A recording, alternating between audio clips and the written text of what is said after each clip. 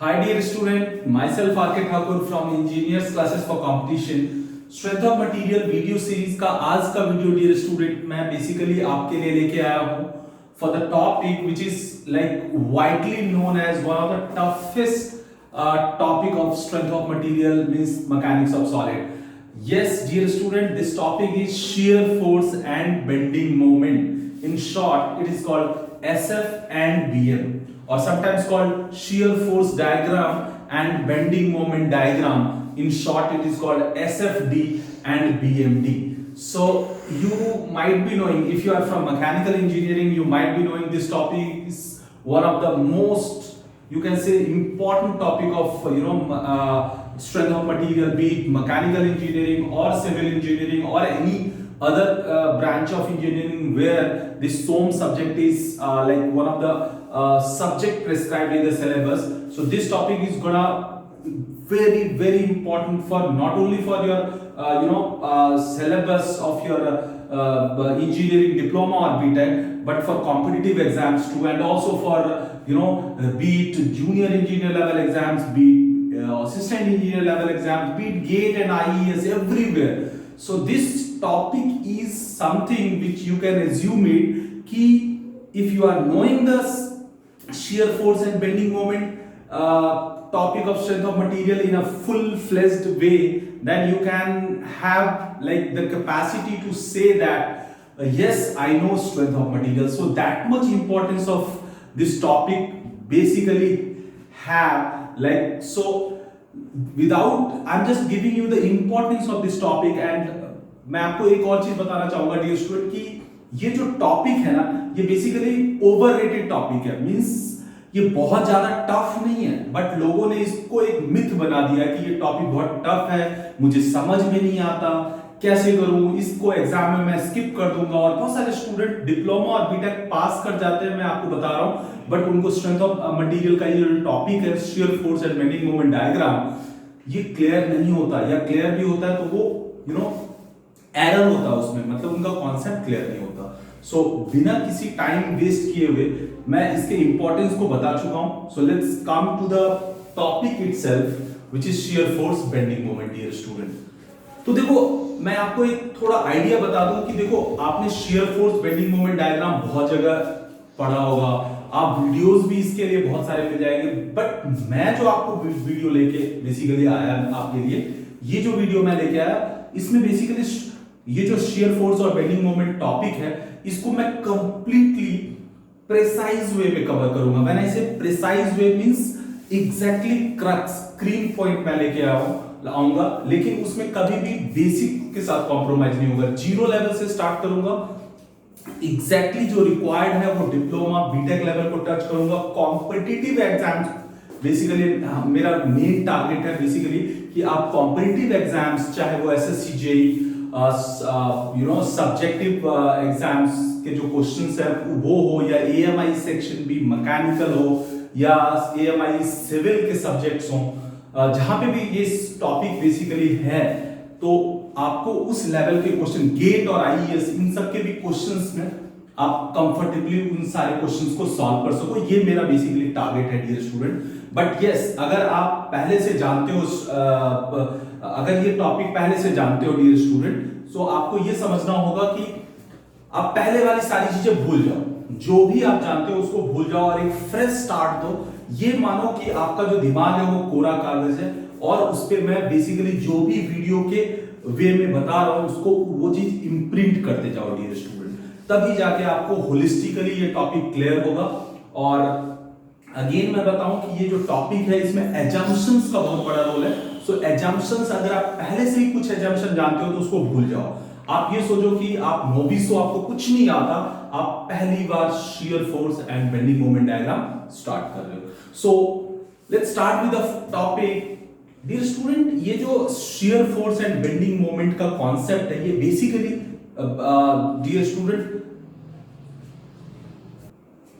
Okay, so dear student, ये जो topic है शियर फोर्स बेंडिंग मोमेंट और shear force bending moment diagram, ये बेसिकली हम किसके लिए, बेसिकली हमारा जो बेसिकली ये स्टडी है, ये हम बेसिकली बीम पे करते हैं. बीम क्या है डियर स्टूडेंट? ये एक स्ट्रक्चरल मेंबर है, ये एक स्ट्रक्चर है बेसिकली, और बीम पे बेसिकली जो हम लोडिंग करते हैं, बीम या you can say structural member जिस पे आप लोडिंग करते हो, उस लोडिंग की वजह से बेसिकली उसमें शियर फोर्स और बेंडिंग मोमेंट डेवलप होता है, और वो जो shear force bending moment develop होता है उसकी वैल्यू कैलकुलेट करते हैं, उसकी वैल्यू कैलकुलेट करके उसको एक तरह से रिप्रेजेंट करते हैं ग्राफिकली, और वो जो रिप्रेजेंटेशन है, कैलकुलेशन है शियर फोर्स बेंडिंग मोमेंट का और उससे रिलेटेड जो कॉन्सेप्ट्स है, यही बेसिकली इस चैप्टर का क्रक्स है। तो सबसे पहले आपको ये याद रखना है कि ये जो shear force bending moment diagram या जो shear force bending moment calculation है, this is purely for a structural member, particularly beam. तो सबसे पहले डियर स्टूडेंट मैं आपको बताऊं what is beam. You have to understand कि ये बीम क्या होता है डियर स्टूडेंट। सो मैं आपको बता दूं, जो बीम है ये एक हॉरिजॉन्टल मेंबर होता है, सिविल इंजीनियरिंग में काफी यूज किया जाता है ये बीम। ये एक हॉरिजॉन्टल मेंबर होगा जो सपोर्टेड होता है डियर स्टूडेंट। जो इसके एंड्स हैं ये बेसिकली सपोर्टेड होंगे, है ना। आइडियली आप ये मान के चलो कि सपोर्टेड होंगे। अब ये अलग चीज है कि सपोर्ट्स कैसे सपोर्टेड होंगे, मतलब कौन सा सपोर्ट है, क्योंकि सपोर्ट के भी कई सारे टाइप है, बट अभी हम उसमें नहीं जाते। बीम एक स्ट्रक्चरल मेंबर है लेकिन हॉरिजॉन्टल होता है और वो सपोर्टेड है। इसको हम क्या बोलते हैं, इसका सपोर्ट, राइट। यहां पे भी सपोर्टेड है और ये भी सपोर्टेड है डियर स्टूडेंट। तो बीम एक हॉरिजॉन्टल मेंबर है जो सपोर्टेड होगा, एंड ऑब्वियसली बीम लोड को बियर करेगा। एंड डियर स्टूडेंट वो जो लोड होता है वो वर्टिकली ऐसे लगता है। मींस आप अगर इस बीम का एक्सिस को ये बोलते हो, तो एक्सिस के ठीक 90 डिग्री डायरेक्शन में मोस्टली ये लोड बियर करता है। मींस अगर मैं बीम को किसी भी सेक्शन से कट करूं डियर स्टूडेंट, और लेट्स से ये रेक्टेंगुलर बीम है, तो आप समझ सकते हो कि ये जो क्रॉस सेक्शन के अलोंग ये बेसिकली ट्रांसवर्सल लोड है, मतलब जो एक्सिस है, एक्सिस के ठीक 90 डिग्री डायरेक्शन में ये लोड लग रहा है। इसीलिए ये जो सारे लोड है डियर स्टूडेंट ये ट्रांसवर्सल लोड कहलाते हैं। ये क्या कहलाते हैं, transversal load, transversal load. So dear student यहां पे मुझे आपको ये बताना है कि बीम एक स्ट्रक्चरल मेंबर है, हॉरिजॉन्टल मेंबर है, एक हॉरिजॉन्टल मेंबर है जो ट्रांसवर्सल और लैटरल लोड से सब्जेक्टेड होता है, ट्रांसवर्सल और लैटरल लोड से सब्जेक्टेड होता है dear student. And what is transversal load, तो बीम का जो एक्सिस है, let's say this is the beam, तो बीम का ये जो एक्सिस है, इस एक्सिस के ठीक 90 डिग्री डायरेक्शन में लोड लगता है। ये हॉरिजॉन्टली अपवर्ड लग सकता है, डाउनवर्ड लग सकता है। Obviously most of the time जो लोड होता है आपका वो डाउनवर्ड लगता है, और जो नीचे से ऊपर लगता है वो most of the time, exception हो सकता है, most of the time support के फॉर्म में लगता है बीम में। जैसे ये सपोर्ट है, राइट, बीम ये दोनों एंड पे सपोर्टेड है। सो न्यूटन्स थर्ड लॉ से यू नो कि अगर आप ऊपर से किसी भी सरफेस पे कांटेक्ट बनाते हो तो एक रिएक्शन फोर्स जनरेट होता है। ये आप मैकेनिक्स से ऑलरेडी जानते हो कि कहीं पे भी, लेट्स से ये टेबल पे एक बुक है, तो बुक का वेट नीचे अगर एक्ट करेगा तो यहाँ पे एक रिएक्शन फोर्स तो लगेगा ही, है ना। तो रिएक्शन फोर्स हमेशा लगता है। तो जहां पे भी सपोर्ट होता है डियर स्टूडेंट, बीम जिस भी पॉइंट पे सपोर्टेड होगा, क्योंकि बीम का वो पॉइंट कांटेक्ट बना है सरफेस पे, तो वहां पे एक रिएक्शन फोर्स लगेगा, सरफेस रिएक्शन फोर्स। वो बेसिकली एक upward force most of the time होता है, but it is not mandatorily कि वो वर्टिकली होगा, but most of the time you can assume it. So मेरा कहने का ये मतलब है कि बीम एक हॉरिजॉन्टल मेंबर होता है जो लैटरल लोड या ट्रांसवर्सल लोड से सब्जेक्टेड होता है डियर स्टूडेंट। एंड ऑब्वियसली उसके जो दो एंड्स होते हैं वो सपोर्टेड होते हैं, राइट। अब दोनों सपोर्टेड है या एक सपोर्टेड है, सपोर्ट दोनों एंड पे परफेक्ट है या एंड से शिफ्टेड है, एक एंड फिक्स्ड है या दोनों एंड, मतलब एक एंड सपोर्टेड है, मींस दोनों एंड पे सपोर्ट किस नेचर का है, ये सब बेसिकली बीम को अलग अलग टाइप का बीम बनाता है, जिसको हम आगे देखेंगे। सो आई होप कि आपने बीम को अंडरस्टैंड कर लिया डियर स्टूडेंट। अब हम आते हैं कि बीम पे हम ये स्टडी करते क्यों है, मतलब क्यों ये स्टडी किया जाता है बीम पे, क्योंकि डियर स्टूडेंट बीम पे जो इस टाइप की लोडिंग होती है इसकी वजह से बीम में फेलियर हो सकते हैं। उस फेलियर को बेसिकली रोकना है आपने को, उस फेलियर को प्रेडिक्ट करना है और फेलियर को एंटिसिपेट करना है, और यू कैन से फेलियर को रोकना है। मतलब ऑब्वियसली इंजीनियरिंग में आपको फेलियर को डिटेक्ट करने से पहले आप ये समझ सकते हो कि उसको प्रिवेंट करना है, बेसिकली उसको ऐसा डिजाइन करना है कि फेलियर ना हो। तो उसके लिए आपको हर एक एंगल से उसके सारे एनालिसिस पता होने चाहिए। Means beam majorly shear force और बेंडिंग मोमेंट से सब्जेक्टेड होता है, तो ये दो कैलकुलेशन बहुत मेजर हो जाता है। सो देखो क्या है, एक अगर मैं एक रेक्टेंगुलर बीम की बात करूं, रेक्टेंगुलर क्रॉस सेक्शन का बीम है लेट्स से, और ये दोनों एंड पे सपोर्टेड है डियर स्टूडेंट, और आपने ऊपर से लोड लगा दिया, राइट? तो क्या हो सकता है आइडियली बीम में, अगर आप एक लेमैन लैंग्वेज में देखो तो बीम में बेसिकली अगर आप देखोगे तो बीम ऐसे, इस बीम की बात कर रहा हूं, ये बीम ऐसे बेंड हो सकता है, राइट? बीम ऐसे बेंड हो सकता है, या फिर अगर मैं इस लोड के इस सेक्शन पे इस लोड का इफेक्ट देखूं, तो अगर मैं देखूं तो डियर स्टूडेंट ऐसा हो सकता है, ऐसा, ये एक शेयर ऑफ हो सकता है। अगर यहां पे देखोगे तो ये शेयर ऑफ हो सकता है।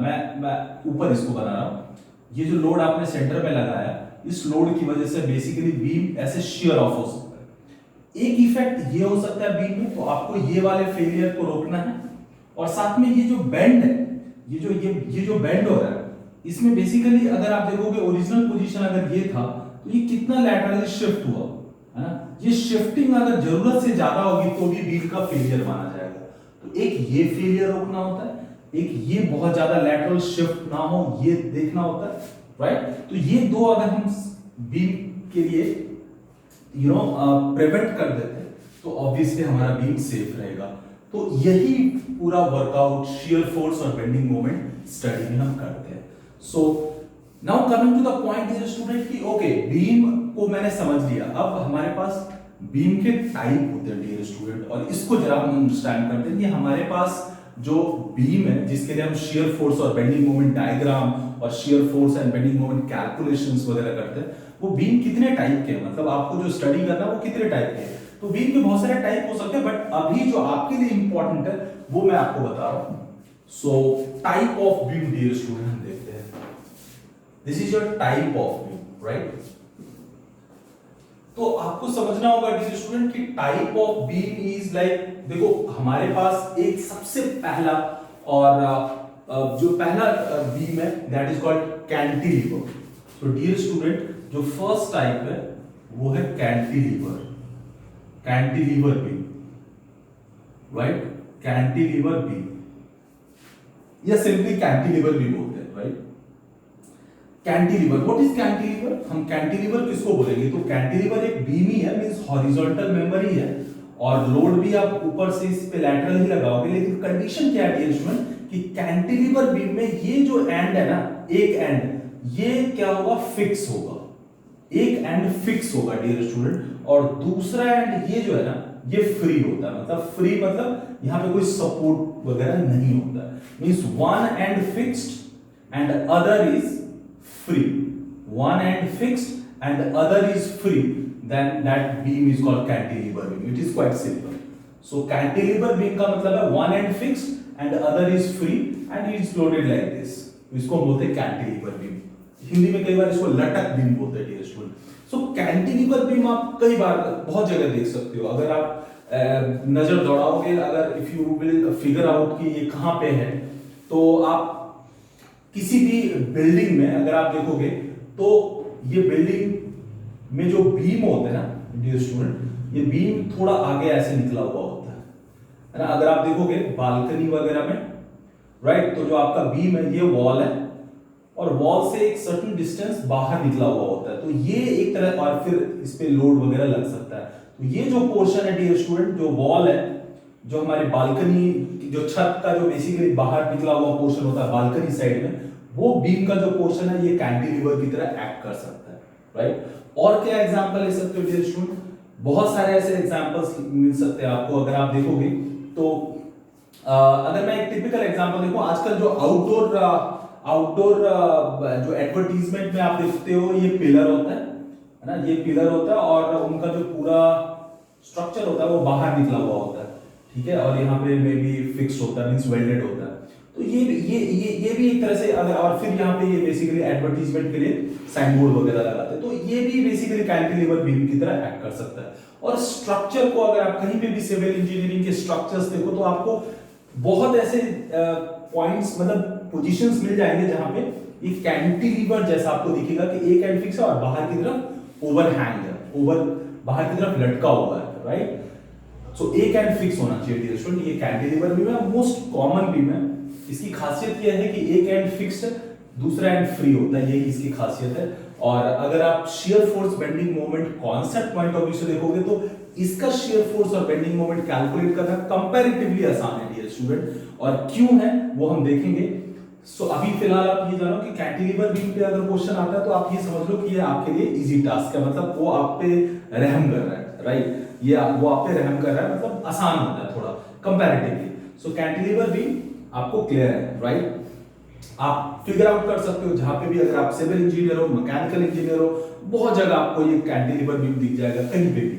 सो एक एंड फिक्स, दूसरा free cantilever beam, right. So second type dear student क्या है, that is called simply supported beam, right.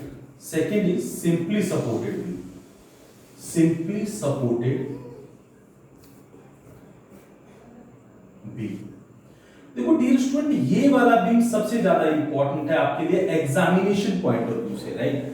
When I say simply supported beam का मतलब है कि ये जो बीम होगा, ये बीम तो है ही है, बट सिंपली सपोर्टेड का मतलब है इसके जो दोनों एंड है इस पे बेसिकली ये जस्ट सपोर्टेड होता है। मतलब ये बेसिकली क्या है, दोनों एंड पे जस्ट क्या है, जस्ट ये सपोर्ट लगे होते हैं दोनों एंड पे, और ऊपर से इस पे लोड लगता है, राइट। तो ये एक सिंपली सपोर्टेड बीम है जो दोनों एंड पे सपोर्ट होगा, दोनों एंड पे सपोर्ट होगा और ऊपर से लैटरल लोड लगते हैं, इसको बोलते हैं सिंपली सपोर्टेड बीम। ये भी आपको कई जगह मिल सकता है, ठीक है। ये फिक्स नहीं होता डियर स्टूडेंट, ये ध्यान रखना। सिंपली सपोर्टेड बीम में ये फिक्स नहीं होगा, दोनों एंड पे सपोर्ट होगा बट फ्री सपोर्ट होता है, ठीक है। ये चीज आपको ध्यान रखना होता है। So simply supported beam clear है, ये सबसे ज्यादा आपको यूज करना होता है, राइट। देन इसमें dear student simply supported beam में ही एक स्पेशलिटी हो सकती है कि फॉर एग्जांपल कि ये जो सपोर्ट है बेसिकली हो तो दो ही, बट दोनों एंड की बजाय एंड से कुछ अंदर, या यूं कह सकते हो कि जो बीम का जो एंड पोर्शन है वो सपोर्ट से बाहर की तरफ हो, वो या तो राइट साइड में भी हो सकता है, लेफ्ट साइड में भी हो सकता है। मींस सिंपली सपोर्टेड बीम में ही एक वैरायटी क्रिएट होगी and that is called overhang beam dear student. इसको हम क्या बोलेंगे, overhang beam. So overhang beam क्या होता है डियर स्टूडेंट, तो overhang beam simple, simply supported beam अगर दोनों एंड पे एग्जैक्टली सपोर्टेड है तो सिंपली सपोर्टेड बीम।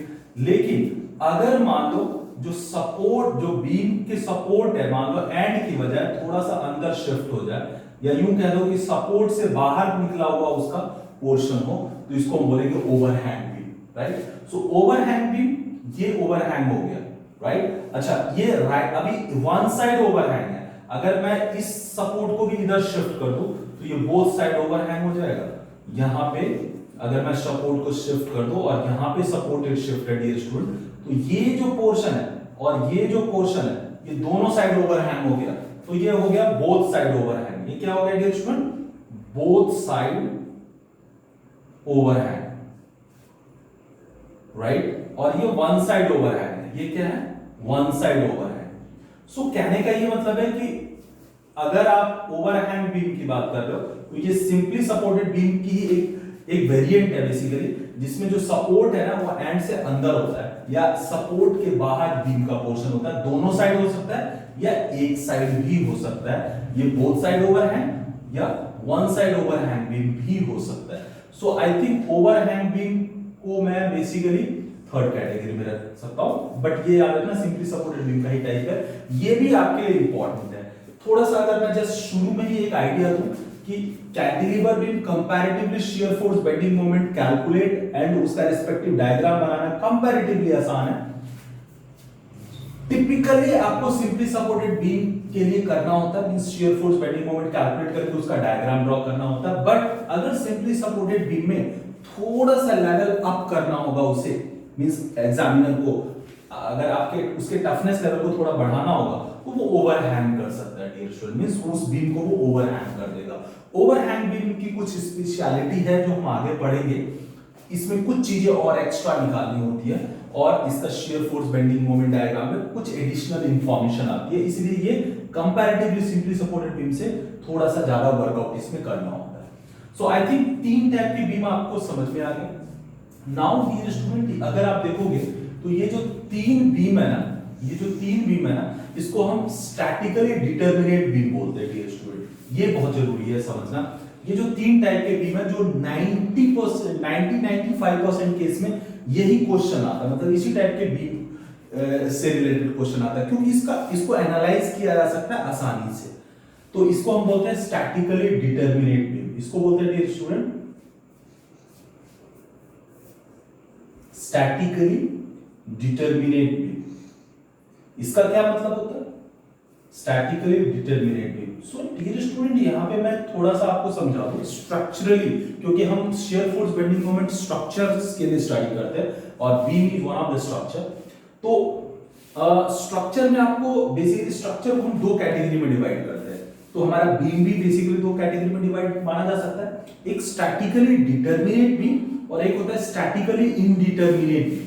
मतलब जब हम बीम की बात करते हैं तो structural analysis point of view से ये 2 टाइप होता है। एक होता है डिटरमिनेट, स्ट्रक्चरली स्टैटिकली डिटरमिनेट, और एक होता है स्टैटिकली इनडिटरमिनेट।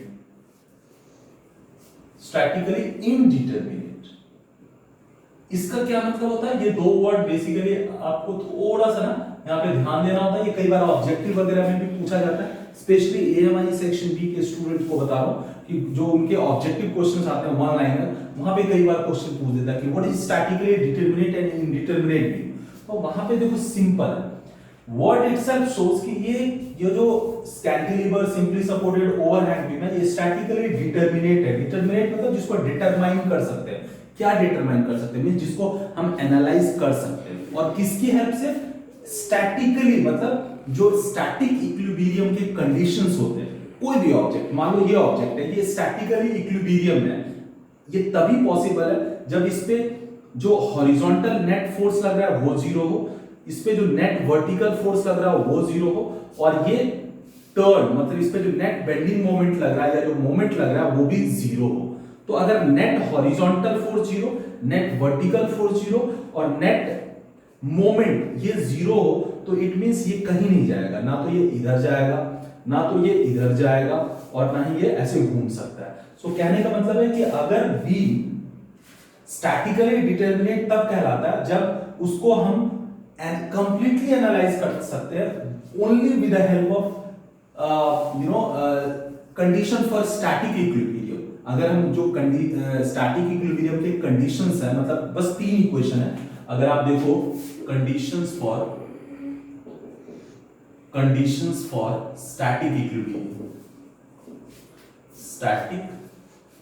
इक्विलिब्रियम, ये कहता है कि किसी भी स्ट्रक्चर में स्टैटिक इक्विलिब्रियम तब होगा जब सिग्मा एच 0 होगा। सिग्मा एच 0 का मतलब होता है summation of all horizontal forces is 0।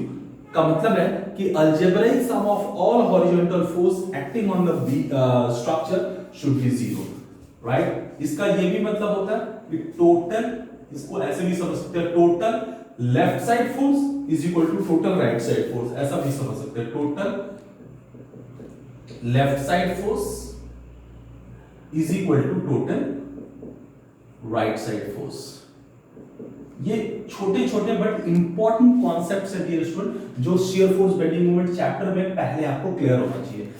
इन सब चीजों को हम इतनी बार यूज करेंगे प्रॉब्लम में कि हमारे माइंड में इम्प्रिंट हो जाएगा। बट शुरू में आपको पता होना चाहिए सिग्मा एच स्टैटिक इक्विलिब्रियम की क्या कंडीशन है, क्योंकि कोई भी बीम स्टैटिकली डिटरमिनेट तब कहलाता है जब वो स्टैटिक इक्विलिब्रियम के कंडीशन को की हेल्प से कंप्लीटली एनालाइज हो जाता है, कंप्लीटली डिटरमाइन हो सकता है। मींस उसमें जो भी अननोन्स हैं उसको फाइंड आउट कर सकते हैं only with the help of condition for static equilibrium. तो उसको बोलेंगे स्टैटिकली डिटरमिनेट बीम।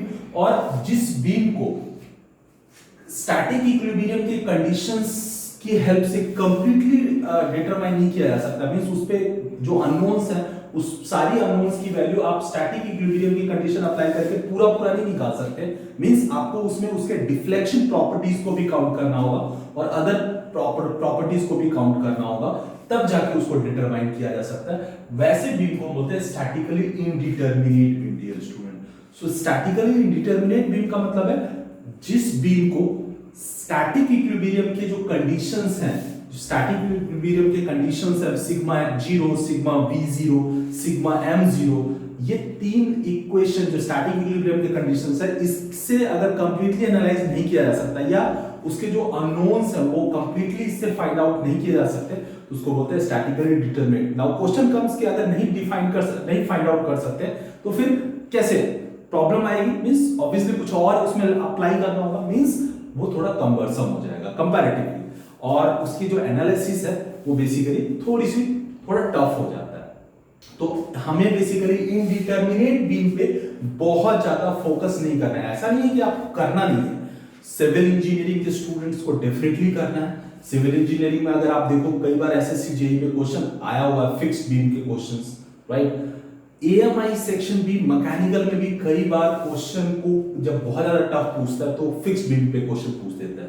बट मैं आपको बताऊं, अगर आप उस एक्सट्रीम थॉट को अपने अंदर ना लाओ तो अभी आपका पूरा 90-95% केस में क्या पॉसिबिलिटी है कि स्टैटिकली डिटरमिनेट बीम पे क्वेश्चन, और स्पेशली सिंपली सपोर्टेड और ओवरहैंग बीम। बट अगर कैंटिलीवर आता है तो बल्ले बल्ले, right. So now comes to कि स्टैटिक इक्विलिब्रियम के कंडीशंस क्या होते हैं। तो देखो सिंपल है, ये अप्लाइड मैकेनिक्स से डिराइव्ड ये कॉन्सेप्ट है। ये कहता है सिग्मा एट 0 होना चाहिए तभी फर्स्ट कंडीशन। दूसरा, और इसका मतलब क्या हुआ, total left side force is equal to total right side force, मतलब ये ना तो लेफ्ट जा सकता है ना राइट जा सकता है क्योंकि दोनों इक्वल है।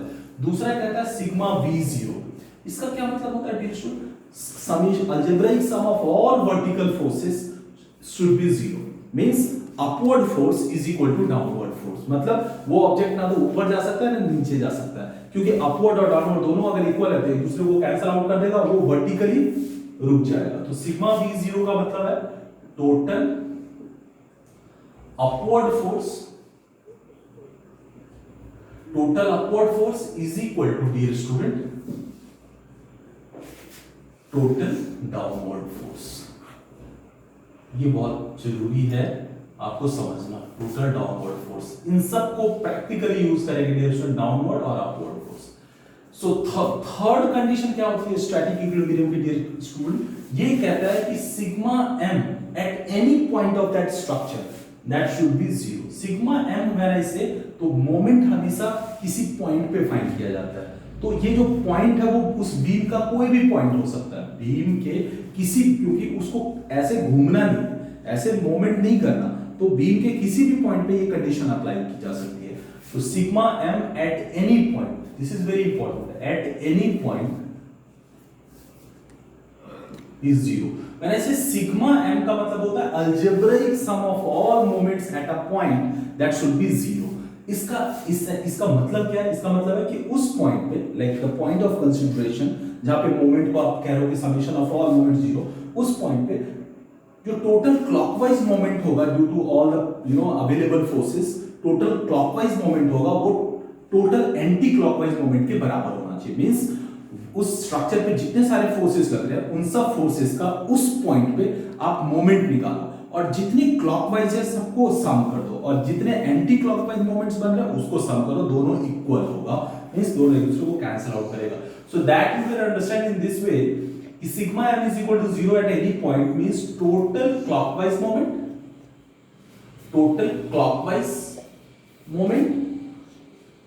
clockwise means घड़ी के डायरेक्शन में, total clockwise moment means like this is equal to total anti-clockwise moment, dear student, total anti-clockwise or sometimes called counter-clockwise, total anti-clockwise moment means ये दोनों बराबर होगा। एंटी-क्लॉकवाइज को कई बार काउंटर-क्लॉकवाइज या CCW भी बोलते हैं, CCW काउंटर-क्लॉकवाइज, और क्लॉकवाइज को CW। सो कहने का ये मतलब है कि अगर सिग्मा m 0 हो, सिग्मा v 0 और सिग्मा m 0 हो, मींस वो जो स्ट्रक्चर होगा वो स्टैटिक इक्विलिब्रियम में होगा, और ये जो तीन कंडीशन है, ये तीन अगर हम अप्लाई करते हैं तो वो, और अगर ये तीनों कंडीशन को कोई स्ट्रक्चर सेटिस्फाई कर रहा है मींस स्टैटिक इक्विलिब्रियम में। और अगेन मैं आपको बता दूं, बीम जो हमारा बीम होता है प्रैक्टिकली जहां पे भी बीम आपका एग्जिस्ट कर रहा है वो बेसिकली स्टैटिक इक्विलिब्रियम में होता है। क्यों? क्योंकि लोड्स तो बहुत सारे लग रहे होते हैं, शेयर फोर्स और बेंडिंग मोमेंट भी उस पे डेवलप होता है, but at the end of the day जो बीम होता है आपका वो कहीं से भी हिलता नहीं है, ना तो वो एक्स डायरेक्शन में जाता है, ना वो वाई डायरेक्शन में जाता है, और ना ही वो बेसिकली बेंड होता है, टर्न होता है। सो स्टैटिक इक्विलिब्रियम का परफेक्ट केस उस बीम पे अप्लाई किया जा सकता है। बट क्वेश्चन कम्स कि क्या ये तीन कंडीशन अप्लाई करके आप उस बीम को फुल्ली एनालाइज कर पा रहे हो, मींस उसमें जो भी रिएक्शंस हैं, अननोन रिएक्शंस हैं, क्या वो सारी चीजें फाइंड हो जा रही है? अगर हो जा रही है तो स्टैटिकली डिटरमिनेट बीम है। और अगर ये तीन कंडीशन उसके लिए ना काफी है, मींस इनसफिशिएंट है उसको कंप्लीटली एनालाइज करने के लिए, तो वो इनडिटरमिनेट बीम होता है डियर स्टूडेंट। सो अभी जो हम कैटेगरी आपको बताएंगे वो स्टैटिकली इनडिटरमिनेट बीम की बात करेंगे, बाय स्टेटिंग अगेन कि इनडिटरमिनेट बीम का जो एनालिसिस है उसमें ये तीन के अलावा डिफ्लेक्शन प्रॉपर्टीज भी हम काउंट करते हैं। व्हाट इज डिफ्लेक्शन मींस, जिसको डिफॉर्मेशन कैरेक्टरिस्टिक्स बोलते हैं। Delta L is equal to PL by A, मैंने आपको बताया था वो वाले कैरेक्टरिस्टिक भी यूज करना होता है, तब जाके कई बार आप उसको एनालाइज कर पाते हो। So again now coming to कि 95% केस में आपको डिटरमिनेट बीम पढ़ना है। इनडिटरमिनेट बीम में डियर स्टूडेंट क्या है, कौन कौन सी कैटेगरी है, तो मैं आपको यहीं पे बता देता हूं। मैं इसको इरेज कर रहा हूं डियर स्टूडेंट। अगर आप देखो indeterminate beam, indeterminate dear student, indeterminate beam में सबसे पहला होता है डियर स्टूडेंट, इसको हम बोलते हैं कॉन्टिन्यूअस बीम। और इस कॉन्टिन्यूअस बीम, तो एक बीम है उस पिक के दो एंड तो बाय डिफॉल्ट होते ही हैं, दोनों एंड पे सपोर्ट है तो सिंपली सपोर्टेड। बट दो से ज्यादा सपोर्ट अगर बीम पे हो, बीम में अगर दो से ज्यादा सपोर्ट है तो समझो कॉन्टिन्यूअस बीम है। सिंपल, इसका जो डेफिनेशन है वो सिंपल है, मोर देन, पहला क्या है continuous beam. Continuous beam dear student, continuous beam का मतलब होता है more than two supports, more than two supports, ये याद रखना। मतलब एक बीम जिसपे जो दो से ज्यादा एंड पे सपोर्टेड, दो से ज्यादा पॉइंट पे सपोर्टेड है, उसको बोलते हैं कॉन्टिन्यूअस बीम। फॉर एग्जांपल दो एंड है तो दोनों एंड पे आपने सपोर्ट लगा दिया डियर स्टूडेंट, राइट। बट इसके अलावा अगर आप यहां पे भी सपोर्ट लगा देते हो, राइट, या एक और लगा तो यहां पे भी लगा देते हो, तो ये सारे अगर देखो तो ये सब क्या रहेगा, continuous beam, more than two supports, right. So obviously यहां पे हर सपोर्ट पे एक रिएक्शन लगेगा, और आप देख सकते हो दो से ज्यादा जैसे ही सपोर्ट होगा तो वो कॉन्टिन्यूअस बीम होगा, और उसको हम इससे एनालाइज नहीं कर सकते क्योंकि बीम में मोस्ट ऑफ द टाइम ये वाली कंडीशन लगती है और ये वाली कंडीशन लगती है।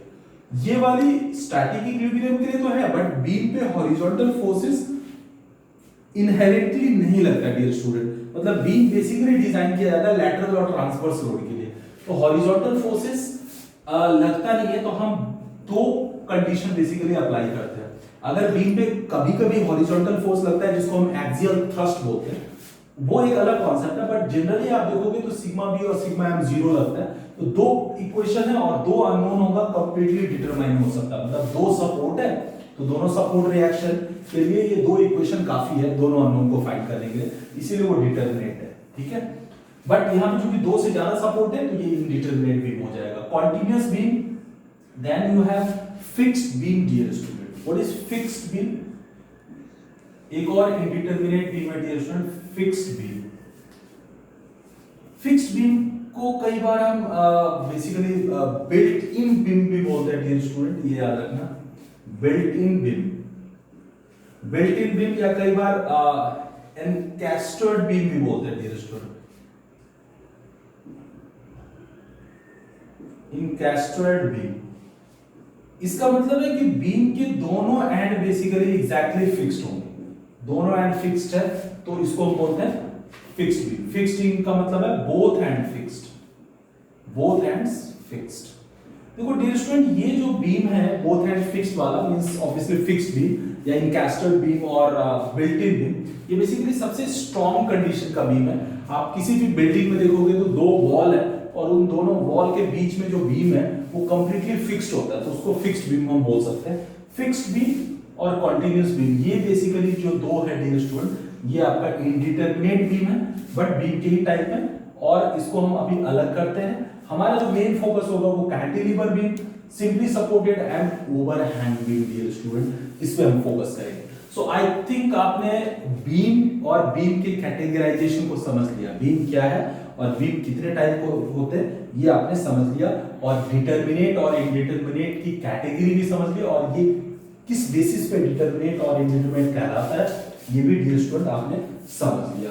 Now coming to the point, जो कि अब दूसरा थ्योरेटिकल कॉन्सेप्ट इंपॉर्टेंट है वो मैं आपको बताने जा रहा हूं, और इसके साथ मैं ये भी बताना चाह रहा हूं कि मेरा जो अप्रोच होता है किसी भी चीज को समझाने का, जो मैं टीचिंग स्टाइल फॉलो करता हूं, सबसे पहले किसी भी टॉपिक को समझना है तो पहले उसका थ्योरेटिकल कॉन्सेप्ट समझो, थ्योरेटिकल और जो कॉन्सेप्चुअल थिंग्स है उसको पहले लर्न करो, उसको रियलाइज करो, और फिर उस पे based numericals as and when required, जिस पॉइंट पे रिक्वायर्ड है आप उसको प्रैक्टिस करो। तो पहले आपको थ्योरेटिकली कॉन्सेप्ट बिल्टअप करना होगा, और ये सब चीजें बहुत जरूरी है। डायरेक्टली मैं चाहता तो न्यूमेरिकल स्टार्ट करा सकता था, उसमें कोई प्रॉब्लम नहीं है, बट वही है आधी अधूरी चीज है, और फिर वो कहीं ना कहीं डेंट, जिसको बोलते हैं नॉलेज में डेंट, वो बेसिकली रहेगी, जिससे आपका कभी भी वो एक फुलफिलनेस फील नहीं होगी। तो इसलिए पहले थ्योरेटिकल कॉन्सेप्ट्स, जो छोटे छोटे पॉइंट्स हैं, इन सबसे ऑब्जेक्टिव क्वेश्चंस आते हैं डियर स्टूडेंट, इसीलिए मैंने आपको कराया, और ये बहुत जरूरी भी है समझना,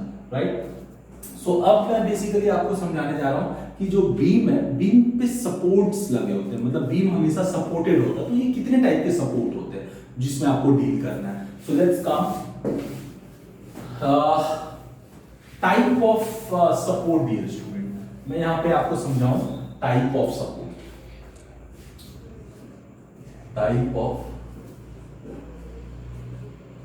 सपोर्ट्स।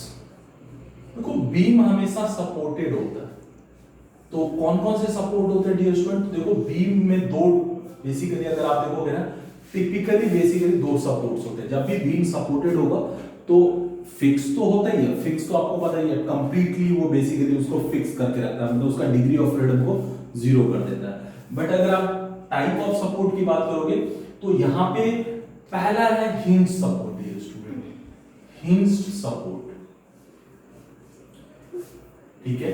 इसको कई बार हम पिन्ड सपोर्ट भी बोलते हैं डियर स्टूडेंट, हिंज को पिनिंग भी बोलते हैं, पिन्ड सपोर्ट, राइट। सो एक हो गया हिंज सपोर्ट, इसको कैसे रिप्रेजेंट करते हैं, मान लो ये एक बीम है और इसके इस एंड पे ऐसे ट्रायंगल जैसा बना के और ऐसे रिप्रेजेंट करते हैं हिंज सपोर्ट, ये वाला जो है ना ये हिंज सपोर्ट है। और दूसरा होता है dear student roller support, roller support, right. Roller support क्या होता है, रोलर सपोर्ट नाम से क्लियर है, इसमें रोलर्स लगे होते हैं या रोलर वाली प्रॉपर्टीज होती है। देखो रोलर में क्या होता है, मान लो ये एक हिंज है, ये एक बीम है, एक ही एंड आपने हिंज कर दिया और दूसरा एंड मान लो हिंज जैसा ही है लेकिन यहाँ पे रोलर्स लगे होते हैं ऐसे। मतलब इसका मतलब ये होता है कि देखो हिंज और रोलर में फर्क है, ये आपको समझना है।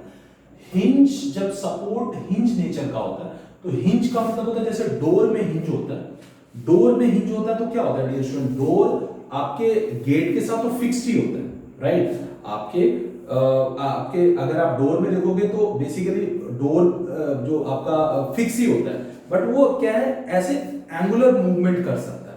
तो जो एंगुलर मूवमेंट अलाउ बट वो उस एंड पे बेसिकली उस एंड से बाहर नहीं निकल सकता, इस टाइप की कॉन्सेप्ट को बेसिकली बोलते हैं हम हिंज। ये कैसे पॉसिबल है, मान लो आप ये एक ब्रैकेट है और यहाँ पे होल है, एक दूसरी ब्रैकेट है जिसमें भी यहाँ पे होल है और दोनों को ये कॉन्सेंट्रिक होल करके इसके अंदर मैंने पिन डाल दिया। अब देखो ये और ये दोनों एंगुलर मूवमेंट कर सकता है बट यहाँ पे एक तरह से निकल नहीं सकता, तो इसको मैं क्या बोल सकता हूँ हिंज, इसको मैं क्या बोल सकता हूँ हिंज और पिन, क्योंकि पिन डालने से हिंज बनती है तो इसको बोल सकते हैं पिन, पिनिंग की जाती है। तो आप देखोगे डोर में भी जो हिंज होता है उसमें बेसिकली एक पिन डाली होती है। सो आइडिया इज कि हिंज सपोर्ट होगा। क्वेश्चन कम्स कि हिंज से हमें क्या फायदा होता है, क्यों हम सपोर्ट को हिंज जैसा बनाया हुआ। तो देखो डियर स्टूडेंट ये थोड़ा सा अगर आप देखो तो हिंज की वजह से बेसिकली ये अगर आप इस पोजीशन की बात करो तो ये थोड़ा सा इधर और थोड़ा सा इधर जा सकता है, कुछ अमाउंट एंगुलर मूवमेंट कर सकता है, आप ऐसा एज्यूम कर सकते हो। मतलब थोड़ा सा मतलब है ये फिक्स है, ये फिक्स है बट थोड़ा सा एंगुलर मूवमेंट कर सकता है, ये पॉसिबल होता है यहाँ पे हिंज सपोर्ट में। निकल नहीं सकता बट सपोर्ट। अब क्वेश्चन कम्स की ये क्यों करते हैं, इसकी क्या रिक्वायरमेंट है। तो डियर स्टूडेंट यू नो कि कभी भी जब बीम को हम फिट करते हैं या बीम जहां पे भी अपने स्ट्रक्चर में एडजस्ट होता है, तो वहां पे अगर किसी ऑब्जेक्ट में अगर एंगुलर मूवमेंट की जरूरत होती है, अगर एंगुलर मूवमेंट आप दे के रखोगे मींस जो आपका हिंज सपोर्ट है वो अगर आप प्रोवाइड करोगे तो फिटमेंट आसानी होती है। आप खुद सोचो किसी भी ऑब्जेक्ट को अगर किसी गैप में फिट करना है तो अगर उसमें थोड़ी बहुत एंगुलर एडजस्टमेंट है तो उसका ओवरऑल स्टेबिलिटी बेटर होती है और अपने आप को रीओरिएंट और रीएडजस्ट कर लेता है। तो सपोर्ट बेसिकली हिंज हम इसलिए प्रोवाइड करते हैं for that purpose, right. Roller support क्या है, रोलर सपोर्ट में भी ये यहाँ पे बेसिकली क्या है, एक तरह से सपोर्टेड है, लेकिन ये क्या है, ये जो सपोर्ट है इसमें रोलर बेसिकली इसको एक्सियल मूवमेंट दे सकता है। मतलब ये अगर आप इस पे एक्सियल लोड लगाओगे तो रोलर इसको रेजिस्ट नहीं करेगा। हिंज वाला तो रेजिस्ट करेगा क्योंकि हिंज वाला एंगुलर मूवमेंट को अलाउ करेगा, वो भी एक सर्टेन एक्सटेंट, बट ये एक्सियल मूवमेंट कभी भी अलाउ नहीं करेगा। बट रोलर क्या है, रोलर में बेसिकली एक्सियल मूवमेंट पॉसिबल है, ये चीज आपको याद रखना। रोलर सपोर्ट में क्या है, एक्सियल मूवमेंट क्या है, पॉसिबल है। मतलब अगर एक बीम के दोनों एंड रोलर सपोर्टेड हो और उस पे अगर किसी ने लोड लगा दिया मान लो एक्सियल, तो आप समझो कि वो बीम अनस्टेबल हो जाएगा। सो इसीलिए प्रैक्टिकली किसी भी बीम के दोनों एंड को रोलर सपोर्ट नहीं बनाया जाता, ये ध्यान रखना स्टूडेंट। ये बेसिकली एग्जाम्स में क्वेश्चन आते हैं। आप खुद सोच सकते हो कि आपका जो स्केट्स है, स्केट्स में बेसिकली दोनों साइड में रोलर्स लगे होते हैं, राइट, और वो सपोर्टेड है। अगर आप थोड़ा सा भी पुश या पुल करते हो तो आप आगे या पीछे मूव करने लग जाते हो, जबकि बीम में ऐसा नहीं होना चाहिए। बीम को हमेशा अपनी पोजीशन पे होना चाहिए, लोड चाहे जैसे भी लगे। तो दोनों एंड रोलर नहीं होगा, ये आपको दिमाग में रखना है। एक हिंज और एक रोलर हो सकता है या दोनों हिंज हो सकता है, ये याद रखना है डियर स्टूडेंट। तो आपको ये देखना है कि हिंज पे अगर मैंने इस पे इंक्लाइंड लोड लगा दिया, फॉर एग्जांपल बीम पे इंक्लाइंड लोड कई बार लगते हैं, हम क्वेश्चन भी करेंगे, न्यूमेरिकल भी करेंगे जिसमें इंक्लाइंड लोड लगता है। तो देखो इंक्लाइंड लोड का एक कंपोनेंट वर्टिकल होगा और एक हॉरिजॉन्टल। वर्टिकल वाले से तो कोई प्रॉब्लम नहीं होगी अगर दोनों रोलर हो तो, बट हॉरिजॉन्टल वाला जो लोड है वो बीम को अनस्टेबल कर देगा, मींस उस डायरेक्शन में मूव कर देगा। सो ये चीज आपको ध्यान रखना है कि कभी भी दोनों एंड रोलर सपोर्टेड नहीं होता है, right. So a beam cannot have both its and a roller kind, ये चीज आप अपने माइंड में रखना। सो टाइप ऑफ सपोर्ट आपने समझ लिया। अब बहुत ही इंपॉर्टेंट कॉन्सेप्ट है डियर स्टूडेंट कि ये जो सपोर्ट जहां पे होता है ना बीम पे जिस भी टाइप का सपोर्ट हो, हिंज हो या रोलर हो, दोनों हिंज हो सकता है, दोनों रोलर नहीं हो सकता है, एक हिंज एक रोलर हो सकता है। सो आइडियली आपके क्वेश्चंस जो आते हैं वो एक हिंज और एक रोलर होता है, ये चीज याद रखना। तो यहां पे एक बहुत इंपॉर्टेंट कॉन्सेप्ट है डियर स्टूडेंट कि सपोर्ट रिएक्शन। सपोर्ट रिएक्शन ये बहुत जरूरी चीज है कि बीम के जहां पे भी सपोर्ट लग रहा है उस पे एक रिएक्शन फोर्स लगेगा। यू नो कि जब भी कांटेक्ट सरफेस पे एक फोर्स लगेगा तो वो एक फोर्स के ठीक अगेंस्ट नीचे से एक रिएक्शन फोर्स लगता है।